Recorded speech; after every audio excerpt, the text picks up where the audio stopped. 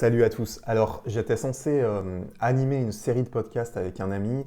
On voulait aborder plusieurs thèmes de société et notamment les relations amoureuses ou sexuelles dans la communauté gay, homosexuelle, homophile, appelez-la comme vous le souhaitez, dans les relations entre hommes. Et bah écoutez, on a eu un petit souci de micro. Il n'est pas arrivé à s'en procurer un. Moi, j'en avais pas non plus à lui fournir. Et voilà, nos agendas n'ont pas pu jusqu'à présent se coordonner pour enregistrer l'émission.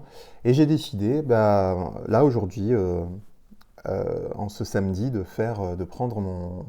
de brancher mon micro, mon enregistreur, de traiter d'un sujet qui me tient à cœur. Ça va être celui des rencontres gays via les réseaux sociaux, via les applications de rencontres. C'est vrai que quand on est gay, en 2025, bah on utilise majoritairement les réseaux, que ce soit Instagram, Tinder, Grindr ou d'autres applications pour pouvoir rencontrer d'autres personnes, d'autres garçons, d'autres mecs qui recherchent les mêmes choses que nous.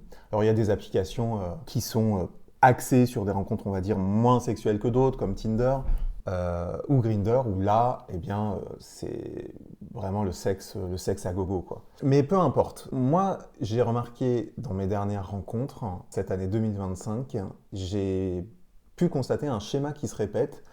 Ça va être on va discuter, je discute avec un mec sur les réseaux et le feeling passe très bien.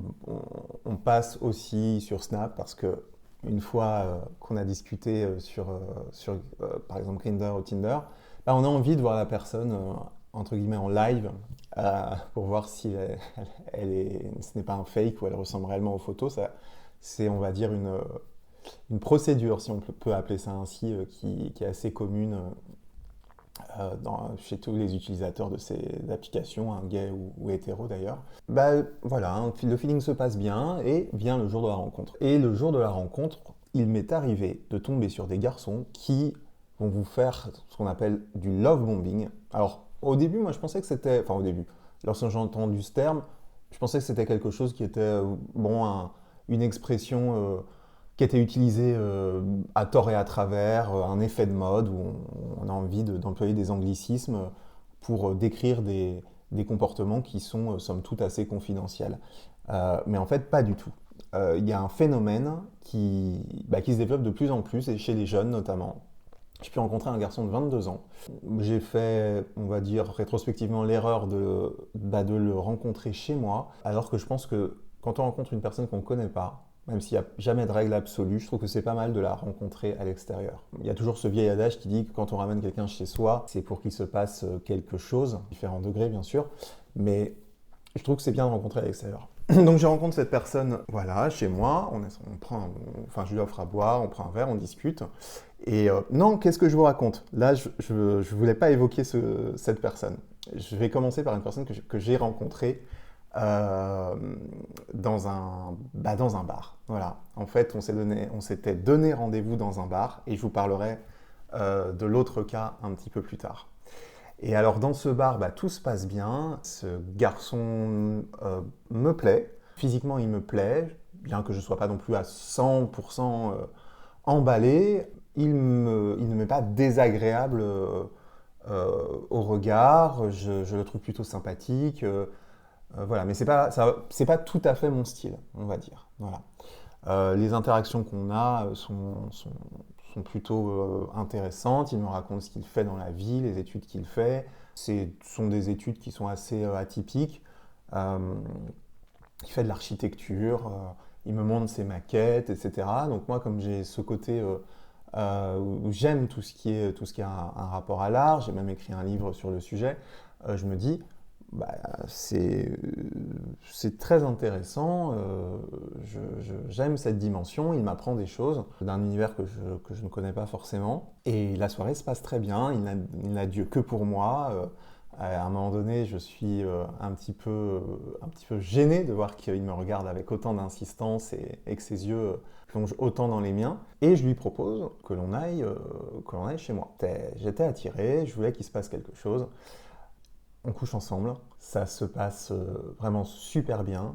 Et lorsque c'est fini, je reçois des éloges comme j'en ai rarement reçu, des compliments, tu es tellement beau, tu es la personne, tu es grand, tu es fort. C'est vraiment quelqu'un comme toi que je cherchais et je suis tombé sur toi et caricature du love bombing en fait. Si on pouvait prendre un cas et l'exposer comme définition de cette expression, eh bien ce serait ça, ce serait la situation que j'ai vécue. Donc évidemment, je me dis, bon, n'exagère pas non plus, je garde la tête froide, bon, ça s'est bien passé, très très bien, mais voilà. Il rentre chez lui. Les messages qui s'en suivent sont du même tonneau, hein, c'est exactement la même. C'est dans la même veine en fait. S'il est vraiment, je me dis, mais il est complètement à fond sur moi. Donc moi, je reste quand même un petit peu plus mesuré, etc. Bien que je l'ai apprécié, etc. Je garde une certaine retenue. Une retenue, ça me semble plus raisonnable, sachant que je l'ai vu qu'une fois. Je projette de se revoir, mais en même temps, avant, on discute de ce que chacun recherche, etc. Et parfois, on s'appelait, on mettait la visio, en fait, des appels vidéo sur Snapchat.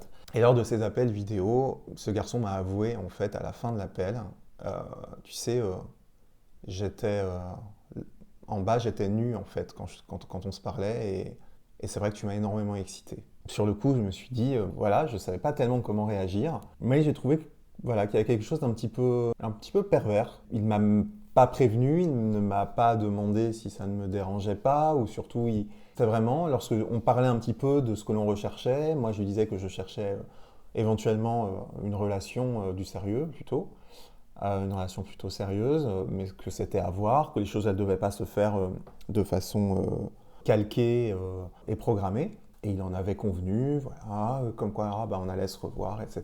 Et j'apprends ça. Donc c'est vrai que parfois, bah, on se met un petit peu des œillères et il faut absolument, quand il y a un signal négatif comme celui-ci, sachant qu'on envisage une relation qui est sérieuse, et cette personne-là, en fait, bah, sur ton visage, sur toi, sans te le dire, et te le dit à la fin, en fait, alors qu'on avait une conversation sur ce qu'on envisageait et on parlait de tout et de rien. Donc ça, j'ai trouvé, c'est ce qu'on peut dire un énorme drapeau rouge, red flag.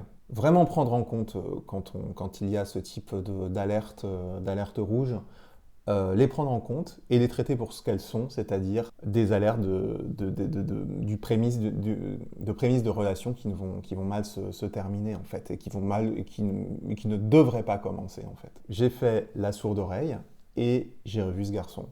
On s'est promené, on a été à Saint-Paul-de-Vence, voilà, main dans la main, c'est lui qui a insisté pour me tenir la main et on jouait aux amoureux. Voilà, on jouait aux amoureux, on s'arrêtait devant les boutiques de souvenirs, etc.